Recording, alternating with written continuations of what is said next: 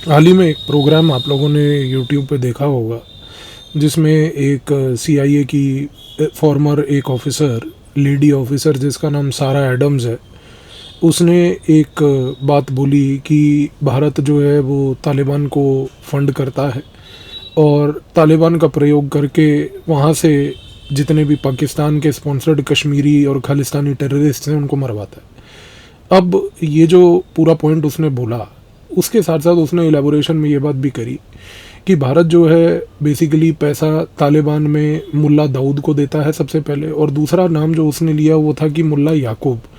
मुल्ला याकूब जो है इस मोमेंट पे तालिबान में वो तालिबान की सरकार का डिफेंस मिनिस्टर है। और मुल्ला याकूब, दूसरी बात, मुल्ला उमर जो तालिबान मूवमेंट का पूरा फाउंडर था, उसका बेटा भी है। अच्छा, सबसे बड़ी बात यह है कि सारा एडम्स ने ये बात बोली कि पैसा तालिबान को दिया जाता है, तालिबान वहाँ से पैसा लेके लश्कर तैयबा, जैश ए मोहम्मद, जमात उद दावा जैसे लोगों के ऊपर टारगेट करती है और ये पैसा तालिबान के थ्रू हाथ बदलते हुए तहरीके तालिबान पाकिस्तान और बलूच लिबरेशन आर्मी की ओर जाता है।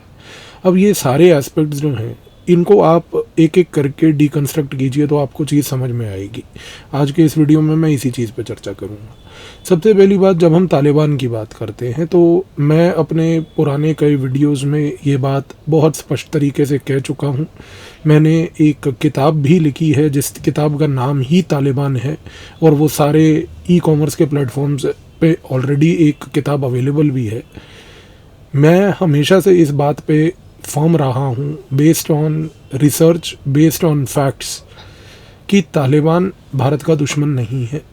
तालिबान भारत का सबसे बड़ा मित्र है, पहली चीज़। दूसरी बात, तालिबान का अगर आप ध्यान से ऑब्ज़र्व करें तो वो एक ऐसी मूवमेंट है जिसका इस्लाम के तहत अगर सबसे ज़्यादा एक आइडियोलॉजिकल बेंट पाया गया है कहीं पे तो वो है दियोबंदी इस्लाम।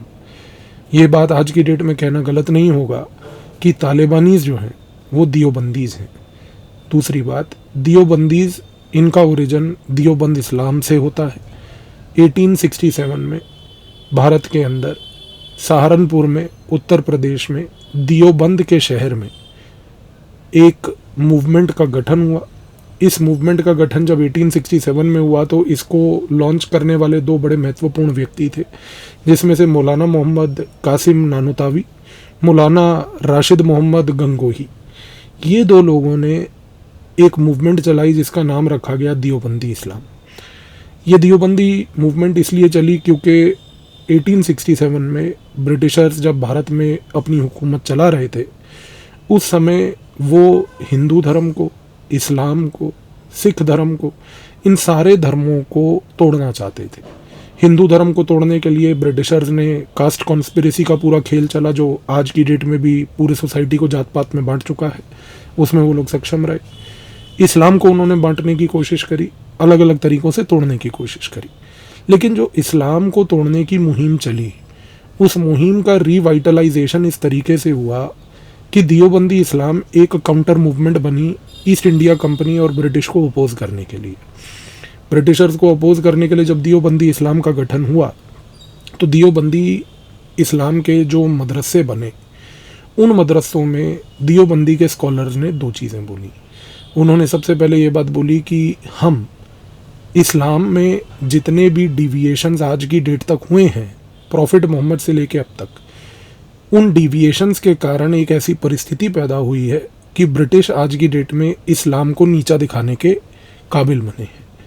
दूसरा, उन्होंने ये बात बोली कि क्योंकि कमियां हम में थीं, क्योंकि कमियां इस्लाम में थीं, तो दियोबंदी इस्लाम एक ऐसी मुहिम है जो उन कमियों को ओवरकम करने के लिए एक ऐसी रणनीति अपनाएगी कि वो टाइप का इस्लाम फॉलो करेगी जो 7th सेंचुरी में प्रॉफिट मोहम्मद के टाइम पे किया जाता था।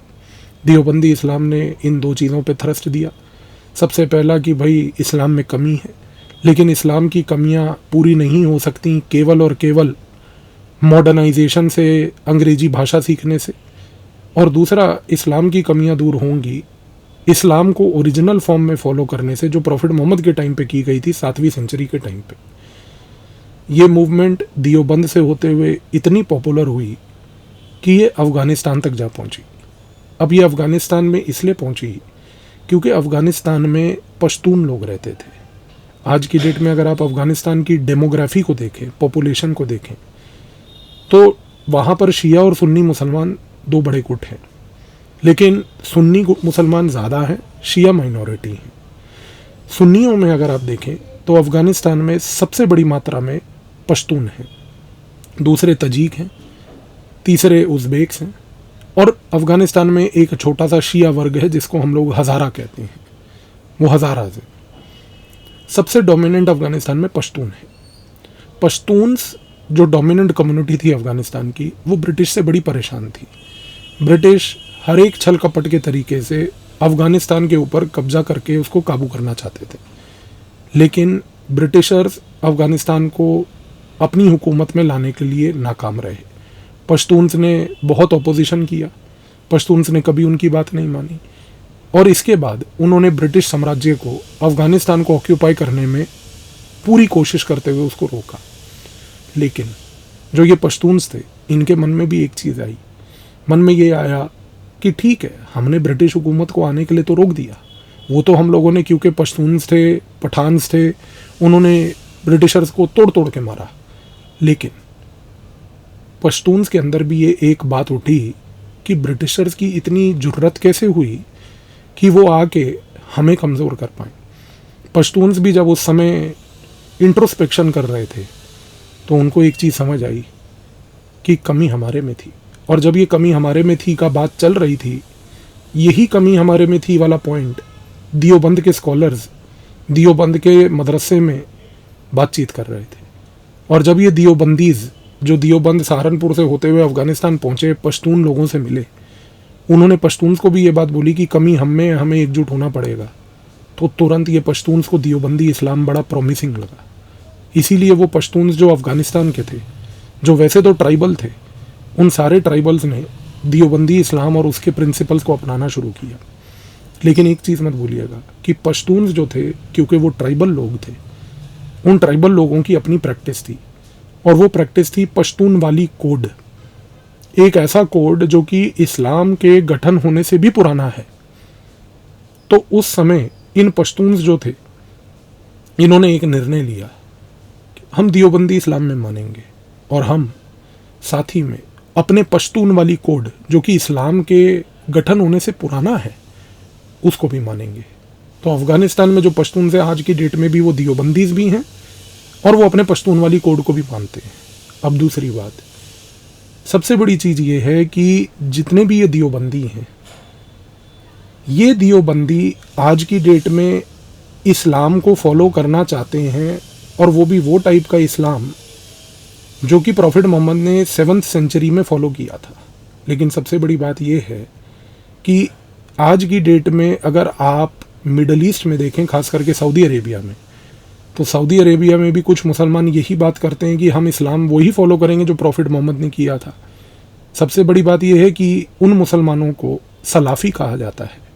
अब सवाल ये उठता है कि क्या दियोबंदीज़ भी सलाफ़ी हैं? इसका आंसर है नहीं, दियोबंदी सलाफ़ी नहीं है। वो इसलिए सलाफ़ी नहीं है क्योंकि दियोबंदीज़ अब्बू हनीफ़ा के स्कूल को मानते हैं। सलाफ़ीज़ जो हैं वो किसी भी इस्लामिक स्कूल को नहीं मानते। इसी रीज़न से सलाफ़ी में और दियोबंदी में ये प्रिंसिपल फ़र्क है। दियोबंदीज़ क्योंकि अब्बू हनीफ़ा को मानते हैं, और इसकी वजह से उनको हनाफाइट्स कहा जाता है। तो अब्बू हनाफी को मानना और उसके बाद सलाफ़ी ना होना, ये एक बहुत ही बड़ी चीज़ आपको ध्यान रखनी है। इसी साथ साथ अगर हम देखें तो सऊदी अरेबिया में वहाबीज़ हैं। जितने भी वहाबीज़ हैं वो सारे सलाफ़ी हैं, लेकिन सारे सलाफ़ी वहाबी नहीं हैं। और जितने दियोबंदीज़ हैं वो हनाफीज़ हैं, वो सलाफ़ीज़ नहीं हैं। तो ये फ़र्क है। खैर, इन डॉक्ट्रिनल लेवल पे कभी गहरी चर्चा किसी सेपरेट वीडियो में करेंगे, अगर इसकी आवश्यकता आपको लगती है तो बताइएगा मुझे। लेकिन दियोबंदीज़ ने पश्तून वाली कोड को माना। दियोबंदीज़ ने ये बात तय कर ली कि हम इस्लाम को पुराने तरीके से ही फॉलो करेंगे जो 7वीं सेंचुरी में फॉलो होता है। सबसे बड़ी समस्या तब आई जब शीत युद्ध के दौरान 1980 के दशक में अमेरिका ने पाकिस्तान की मदद लेके सऊदी अरेबिया के वहाबियों को बुलाकर इन पश्तून्स के बीच वहाबी स्ट्रेन को प्रमोट करने की कोशिश करी। 1980 से लेके 1988, 1980 से 88 तक जो अफ़गानिस्तान में सोवियत के ख़िलाफ़ एक जिहाद चल रहा था, उस जिहाद के दौरान क्या हुआ, पाकिस्तान बसें भर भर के, मसदा भर भर के लड़के अफ़गानिस्तान से लाता था। उन लोगों को ये बात सऊदी अरेबिया के वहाबी स्कॉलर जो पाकिस्तान में बसे हुए थे, क्वेटा, पेशावर, हर जगह, वो उन दियोबंदीज़ को बोलते थे कि सोवियत के ख़िलाफ़ लड़ाई करेंगे, जिहाद करेंगे। लेकिन दिक्कत ये थी कि ये जो पश्तून थे अफ़गानिस्तान के, ये वहाबियों को कभी नहीं मानते थे। अमेरिका ने 1980 से लेकर 1988 तक ये कोशिश ज़रूर करी कि वहाबियों को और दियोबंदी को जोड़ दिया जाए, पर वो उसमें नाकाम रहा। इसी रीज़न से आप देखिए कि 1988 में जब अमेरिका अफ़गानिस्तान को छोड़ के गया, उसके अफ़गानिस्तान को छोड़ने के बाद वहाबी भी वहाँ से उठ के भाग गए। अफ़गानिस्तान में वहाबिज़म प्रमोट नहीं हो पाया। आज भी अफ़गानिस्तान में वहाबिज़म की पॉपुलैरिटी नहीं है, क्योंकि वहाबिज़म एक स्ट्रेन है जो सऊदी अरेबिया का है। वो सऊदी अरेबिया का स्ट्रेन पाकिस्तान में पॉपुलर है। भारत के कश्मीर में ISI ने उसको प्रमोट करने की कोशिश की है, लेकिन अफ़गानिस्तान में अभी भी वो दियोबंदी इस्लाम है। इससे मेन पॉइंट क्या है? पॉइंट ये है कि 1988 में जब अमेरिका छोड़ के गया, 1992 में पेशावर अकॉर्ड हुआ, और 1992 के पेशावर अकॉर्ड के 4 साल बाद 1996 में, 1996 में जब तालिबान ने टेक ओवर किया मुल्ला उमर ने, तो तालिबान ने टेक ओवर करते ही सबसे पहली बात यही बोली, हम 2 चीज़ों में मानते हैं, दियोबंद इस्लाम, और दूसरी चीज़ जिसमें हम मानते हैं पश्तून वाली कोड। 1996 से 2001 तक तालिबान का रूल रहा, दियोबंद इस्लाम वहाँ पर चलता रहा। दूसरी सबसे बड़ी बात, पख्तून वाली कोड जो है वो चलता रहा। 2001 में वर्ल्ड ट्रेड सेंटर के अटैक्स के बाद अमेरिका ने अफ़गानिस्तान में तालिबान की सरकार को हटा दिया। तालिबान की सरकार उस समय उठ के पाकिस्तान में आ गई। उस समय अलकायदा जो तालिबान के साथ वहाँ पे पनाह लेके बैठी हुई थी, वो भी छुप के पाकिस्तान में आ गई। अमेरिका ने global war on terrorism start कर दी। जब ये ग्लोबल वॉर ऑन टेररिज्म हुई, उस समय एक चीज़ तय थी कि सारा फोकस अलकायदा पे था, तालिबान पे कभी नहीं था। अब 2 चीज़ें मैं आपको कहना चाहता हूँ। मैंने ये जो पूरा आपको बैकग्राउंड दिया, इसका मूल रूप से मकसद क्या था? मकसद कहने का ये था कि सबसे पहली बात, तालिबान दियोबंदीज़ हैं, दियोबंदीज़ का ओरिजिन भारत से है, तो तालिबान उस आइडियोलॉजी को मानता है जिसके जड़, जिसके रूट्स भारत में हैं। दूसरी बात, 2001 से लेके 2021 तक 20 साल अमेरिका एक बावला युद्ध लड़ता रहा अफ़गानिस्तान में, कुछ हासिल नहीं किया। 4 राष्ट्रपति, अरबों बिलियन डॉलर्स सब उसने गवा दिए। तालिबान को रिप्लेस करके तालिबान को वापस छोड़ के चले गए। 2021 में जब तालिबान 2.0 वापस आई, जो आज भी अफ़गानिस्तान को कंट्रोल करती है, तालिबान अभी भी दियोबंदी इस्लाम में मानती है। अच्छा, अब 2 चीज़ें हैं, ये मैं अपने किताब में और अपनी पहले की भी 2 वीडियोज़ में ये बात कर चुका हूँ कई बार। तालिबान ने सबसे पहले तो भारत को कभी हार्म नहीं किया है। तालिबान हमेशा से ये मानता रहा है कि हम भारत को हार्म कर ही नहीं सकते, क्योंकि भारत एक ऐसा देश है जहाँ से हमारा आइडियोलॉजी का ओरिजिन है। अमेरिका ने पूरी कोशिश करी, पाकिस्तान ने पूरी कोशिश करी कि किसी तरीके से तालिबान के मन से दियोबंदी इस्लाम हटा के उनको वहाबी बना दिया जाए, लेकिन तालिबान वाले लोग जो थे वो आइडियोलॉजिकली इंस्पायर्ड थे, और जो व्यक्ति आइडियोलॉजिकली इंस्पायर्ड होता है वो टूट जाएगा, लेकिन अपनी आइडियोलॉजी से कभी उसके खिलाफ नहीं जाएगा, उसके खिलाफ कभी रिवोल्ट नहीं करेगा। तालिबान डटी रही। तालिबान ने यही बात बोली कि पहली बात, भारत हमारे लिए दुश्मन स्टेट है ही नहीं। आज की डेट में अगर आप कभी अखबार पढ़ते हो, कभी सस्ते जियोपॉलिटिकल एक्सपर्ट्स को यूट्यूब पे सुनते हो, जो कि बहुत है आज की डेट में, आपको पता ही है, बोलने की ज़रूरत नहीं मुझे, वो अक्सर ये कहते हैं कि नहीं, तालिबान तो भारत के लिए ख़तरा है। देखिए, एक अनपढ़ आदमी जिसने ज़िंदगी में कभी कोई किताब नहीं पढ़ी, वो ऐसी बात ज़रूर कर सकता है, लेकिन आप समझ के देखिए, तालिबान के पॉइंट ऑफ व्यू से सोच के देखिए कि तालिबान क्या बोलता है। तालिबान ने सबसे पहली चीज़ बोली, भारत मेरा दुश्मन नहीं है। तालिबान ने दूसरी चीज़ हमेशा ये बात बोली कि जो पाकिस्तान कश्मीर में कर रहा है वो गलत है, हम उसका समर्थन नहीं करते। तालिबान ने तीसरी चीज़ ये बोली कि हम कश्मीर में किसी प्रकार की लड़ाई भी नहीं लड़ना चाहते। और सबसे बड़ी चौथी चीज़, आज की डेट तक तालिबान की तरफ से कश्मीर में कोई व्यक्ति कभी लड़ने नहीं आया। हाँ, ISI पाकिस्तान ने तालिबान के और भारत के इस रिश्ते को बदनाम करने के लिए एक मुहिम रची थी। उस मुहिम के तहत उसने क्या किया था कि उसने पश्तूनों को उठाया और वो अफ़गानी पश्तूनों को ट्रेन करके उसने कश्मीर में भेजा। 1990 के दशक में जब अफ़गानिस्तान के पश्तून पाकिस्तान की आईएसआई से ट्रेनिंग लेकर ऑपरेट करने कश्मीर में आए तो पाकिस्तान ये रणनीति लेके चल रहा था कि इसकी वजह से ये होगा कि भारत के मन में एक ऐसा नैरेटिव पैदा होगा कि ये पश्तून नहीं, ये तालिबान है। लेकिन भारत को ये बात पता थी कि वो तालिबान नहीं, वो पश्तून लड़के हैं, किराए के लड़के हैं। इसी रीज़न से भारत ने कभी तालिबान के खिलाफ कोई ऐसी चीज़ नहीं करी। अच्छा, एक इशू कई बार उठता है कि भाई 1999 में IC-814 का हाईजैकिंग हुआ था, उसको हाईजैक करके कंधार ले जाया गया था। कंधार में उस समय जो है तालिबान थी, क्योंकि 1996 से 2001 तालिबान का रूल था। मैं अपने पुराने वीडियोस में, अपने किताब में भी ये पूरे नैरेटिव का झूठ एक्सपोज कर चुका हूँ और ये बात बता चुका हूँ कि कंधार के एयरपोर्ट पर उस समय जब IC-814 को हाईजैक करके लैंड भी करवाया गया था, तालिबान का कोई व्यक्ति वहाँ पर नहीं था, ना तो एयर ट्रैफिक कंट्रोल में था।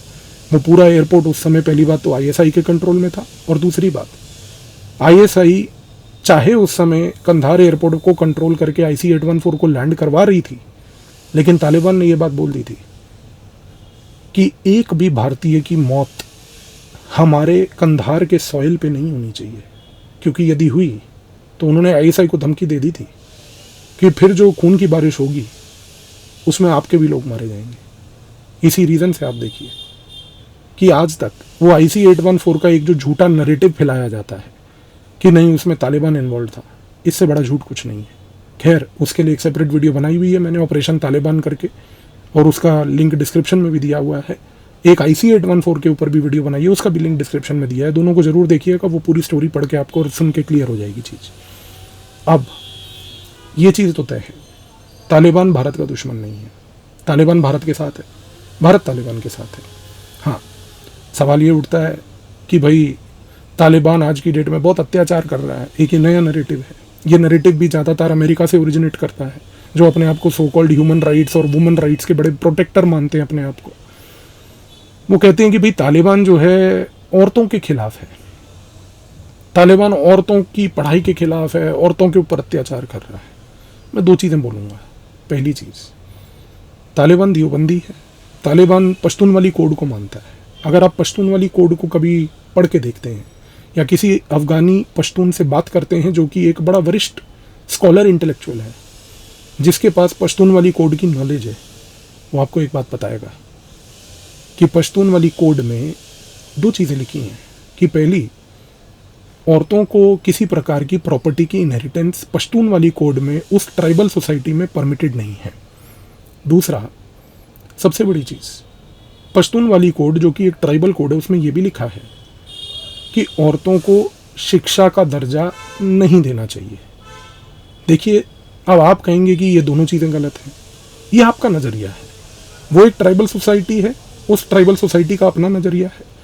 भारत में भी बहुत सारे ट्राइबल्स हैं, हमारे यहाँ पर भी आदिवासी वर्ग एक बहुत बड़ा वर्ग है।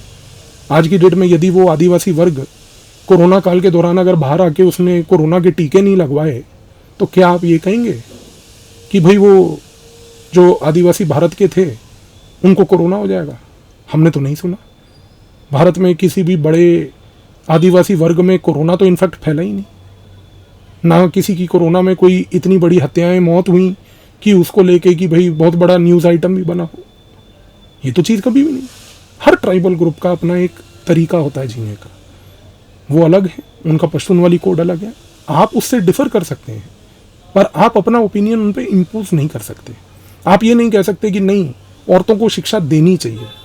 औरतों को शिक्षा देने के बाद भी भारत के घरों में आज हम अपनी बेटियों को, अपनी बहनों को कोई इंडिपेंडेंस नहीं देते हैं। शिक्षा इसलिए दी जाती है कि शादी आराम से हो जाए। तो ये बात भी सत्य है। तो हमें आज की डेट में पहली बात तो इस चीज़ पे बोलने की कोई हैसियत नहीं है, जबकि हम खुद ही इतने रिग्रेसिव सोसाइटी के लोग हैं। दूसरी बात, भारत कभी भी इस पॉइंट को नहीं उठाता। आप सोच के देखिए, अमेरिका का ये नैरेटिव मिलेगा। भारत के अंदर जितने भी अमेरिकन फंडेड मीडिया हैं, अमेरिकन फंडेड थिंक टैंक्स हैं, अमेरिकन फंडेड स्कॉलर्स हैं, वो ये बात जरूर एम्फोसाइज करेंगे कि तालिबान वुमन के खिलाफ है, तालिबान औरतों के राइट्स को रिकॉग्नाइज नहीं करता। आप एजेंडा चला लीजिए, अलग बात है, क्योंकि आपकी तनख्वाह अमेरिका से, न्यूयॉर्क से आती है। लेकिन रियलिटी ये है कि भारत की सरकार ने कभी ये बात नहीं बोली। भारत की सरकार सिर्फ एक चीज़ बोलती है, अफगानिस्तान को एक इंक्लूसिव सोसाइटी बनाने की आवश्यकता है। इंक्लूसिव सोसाइटी का मतलब है सबका साथ सबका विकास। ये बात हम हमेशा से अफगानिस्तान को रखते आए हैं। तो एक चीज़ स्पष्ट हो जानी चाहिए, ये बात कहना गलत नहीं होगा अगर मैं बोलूँ इतनी देर के बाद भारत तालिबान का भाई है, तालिबान भारत का भाई है। ये हमारे अपने लोग हैं, उनकी आइडियोलॉजी हमारे यहाँ की है। और जो बंदा रिसर्च करता है, किताब पढ़ता है, ओरिजिनल जाके ग्राउंड लेवल पे चीज़ों को देखता है, उसको ये बात पता है तालिबान भारत का दुश्मन ना था, ना है, ना कभी रहेगा। अब सवाल उठता है सारा एडम्स के एक क्लेम का कि भाई तहरीक तालिबान पाकिस्तान को पैसा दिया जा रहा है। तहरीक तालिबान पाकिस्तान क्या है?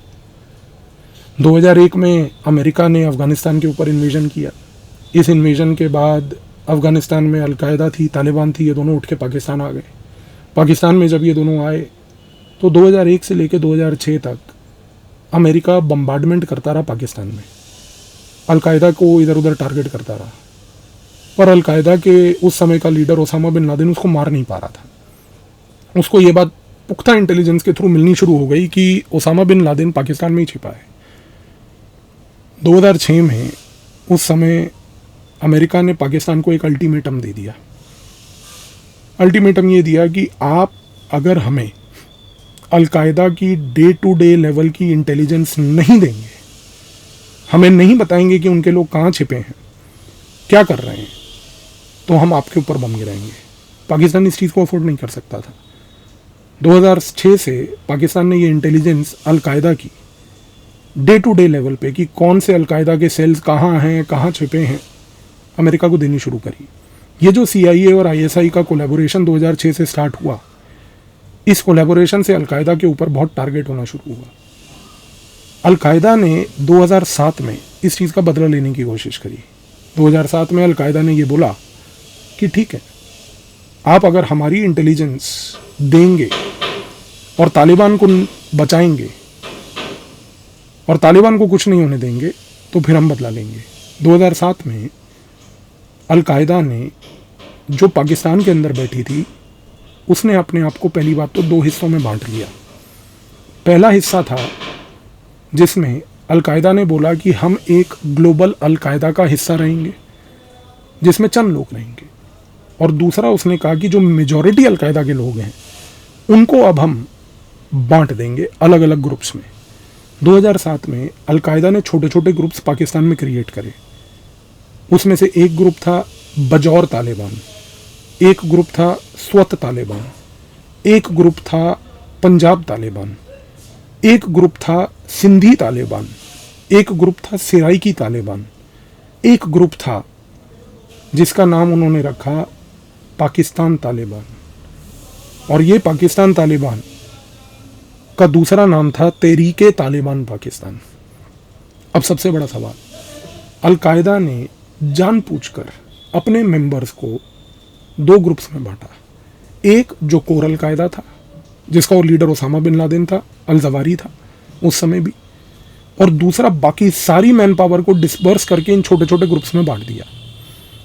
और दूसरी चीज़ को ऑब्जर्व कीजिए, ये सारे छोटे ग्रुप्स बजौर तालिबान, स्वत तालिबान, पाकिस्तान तालिबान, पंजाब तालिबान, सिंध तालिबान, सिराइकी तालिबान, नाम ध्यान दीजिए, सब में तालिबान। क्यों?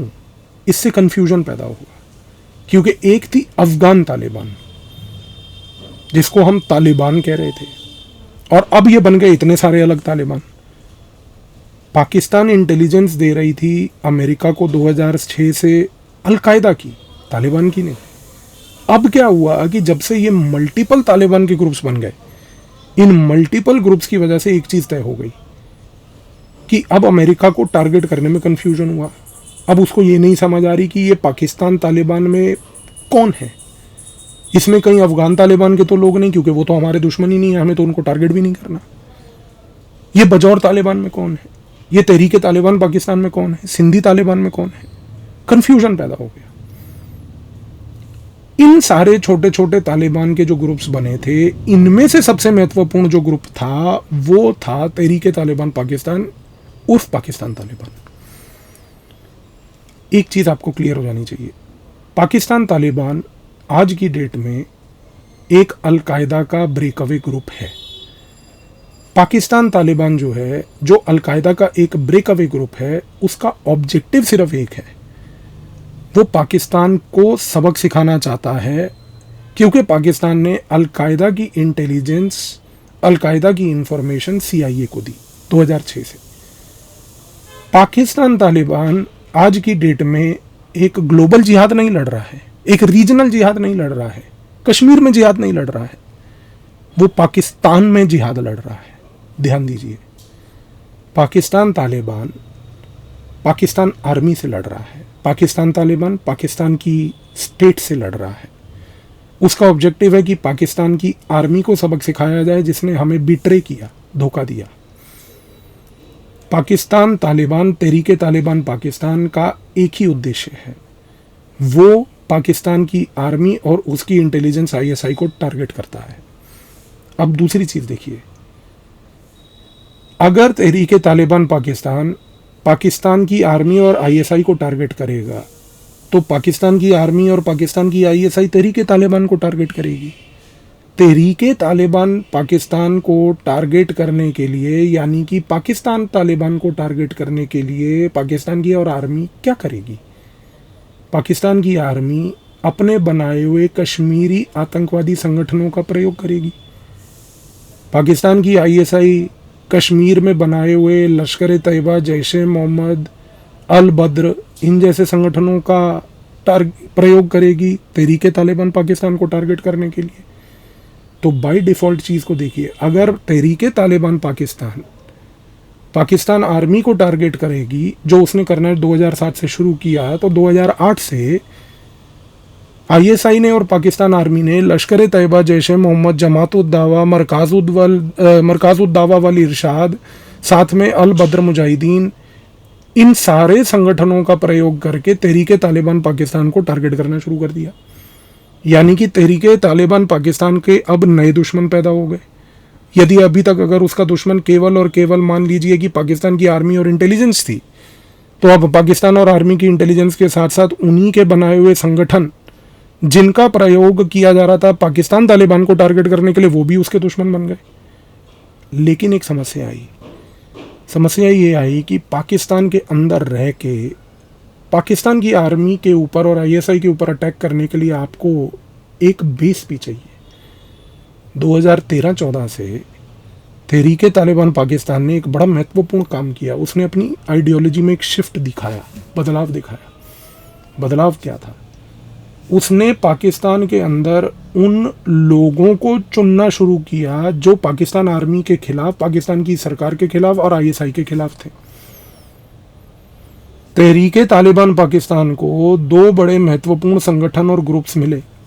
एक ग्रुप था बलूची लोगों का। बलूची लोग पाकिस्तान आर्मी के खिलाफ, पाकिस्तान ISI के खिलाफ थे। तहरीके तालिबान पाकिस्तान ने बलूचियों के साथ संपर्क साधा। जैसे ही उसने बलूचियों के साथ संपर्क साधा, इसके साथ साथ उसने जो आज की डेट में पाकिस्तान के अंदर फेडरली एडमिनिस्टर्ड ट्राइबल एरियाज हैं, फाटा रीजन जिसको कहा जाता है पाकिस्तान में, उस इलाके में बहुत सारे लोग हैं जो पाकिस्तान आर्मी के खिलाफ हैं। तीसरी चीज़, तहरीके तालिबान पाकिस्तान ने ये भी देखा कि पाकिस्तान ऑक्यूपाइड कश्मीर वाला जो इलाका है गिलगिट बाल्टिस्तान का, उसमें भी बहुत सारे ऐसे लोग हैं जो पाकिस्तान की आर्मी और पाकिस्तान की ISI के खिलाफ हैं। 2013-14 से तहरीके तालिबान पाकिस्तान ने पाकिस्तान की सोसाइटी में अपनी लेजिटिमेसी बनानी चालू करी। और ये लेजिटिमेसी उसने ऐसे बनाई कि उसने उन लोगों के साथ संपर्क साध के रिश्ते बनाए जो पाकिस्तान की आर्मी को अपोज कर रहे थे। अब आप 2015-16 से परिस्थिति देखिए कि तहरीके तालिबान पाकिस्तान, जो कि अलकायदा का एक ब्रेकअवे फैक्शन था, जो अलकायदा के साथ जुड़ा हुआ था और अलकायदा के साथ जुड़ा हुआ है, इस तहरीके तालिबान पाकिस्तान ने सबसे पहले बलूच लिबरेशन आर्मी से लेकर फेडरली एडमिनिस्टर्ड ट्राइबल एरिया में गिलगिट बल्टिस्तान में जितने शियाज थे उनको लेकर इन सारों के साथ सोसाइटी में एक लेजिटिमेसी बनाकर पाकिस्तान आर्मी और पाकिस्तान की ISI के ऊपर अटैक करना चालू कर दिया। ये कहना गलत नहीं है कि यदि तालिबान, जो अफ़गानिस्तान में आज कंट्रोल कर रही है, यदि वो दियोबंदी है अलकायदा जो एक ग्लोबल जिहाद का प्रोजेक्ट रन कर रही है, उसकी अपनी आइडियोलॉजी है, तो ये कहना गलत नहीं है कि ये जो तहरीके तालिबान पाकिस्तान है, इसकी अपनी कोई आइडियोलॉजी नहीं है, क्योंकि इसका सिर्फ एक गोल है, आइडियोलॉजी नहीं है।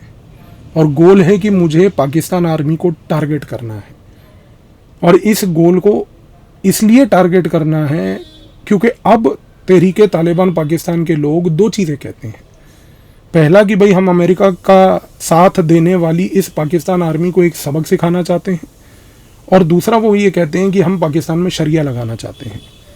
दूसरे पॉइंट का ध्यान दीजिए, जब तहरीके तालिबान पाकिस्तान के लोग और सबसे बड़ा उसका लीडर जो आज की डेट में है नूर वली मसूद, जब वो व्यक्ति ये बात बोलता है कि मुझे आज की डेट में पाकिस्तान में शरिया लाना है, इसलिए मैं पाकिस्तान आर्मी के खिलाफ हूँ और आईएसआई के खिलाफ हूँ, तो वो पाकिस्तान की सोसाइटी में एक ऐसा प्रेजेंस क्रिएट करने की कोशिश कर रहा है जिससे कि वो बाकी लेजिटिमेट एक्टर्स की स्पेस को कट करे। और इस परिस्थिति में ये हो रहा है कि तहरीके तालिबान पाकिस्तान उर्फ पाकिस्तान तालिबान को सोसाइटी में सपोर्ट भी मिल रहा है, पाकिस्तान आर्मी के ऊपर वो अटैक भी कर रहे हैं, आईएसआई के ऊपर अटैक कर रहे हैं, उसके आला अधिकारियों के ऊपर अटैक कर रहे हैं। आखिर में मैं ये ज़रूर कहूँगा कि तहरीके तालिबान पाकिस्तान, क्योंकि उसकी खुद की कोई आइडियोलॉजी नहीं है, वो केवल एक मर्सिनरी ग्रुप है, और ये मर्सिनरी ग्रुप तहरीके तालिबान पाकिस्तान जो है, ये ग्रुप पैसे लेके किसी से भी आज की डेट में पाकिस्तान आर्मी, आईएसआई या उसके बनाए गए जितने ये आतंकवादी संगठन जो कश्मीर से लेके दूसरी जगहों पर ऑपरेट कर रहे थे, उनको टारगेट करने में संकोच नहीं करेगी। आई होप इस वीडियो के बाद समझदार को समझने में सफलता होगी कि खेल एक्चुअल में है क्या, और अब आप कम से कम अफगान तालिबान, तहरीके तालिबान पाकिस्तान के बीच में फ़र्क भी समझेंगे, और अब आप समझेंगे कि पाकिस्तान के लिए इस मोमेंट पे सबसे बड़ा एनिमी कौन है। भारत नहीं, उसके घर के अंदर बैठा हुआ वो सांप जो उसी को डसने की कोशिश कर रहा है। ये है सारा खेल। धन्यवाद।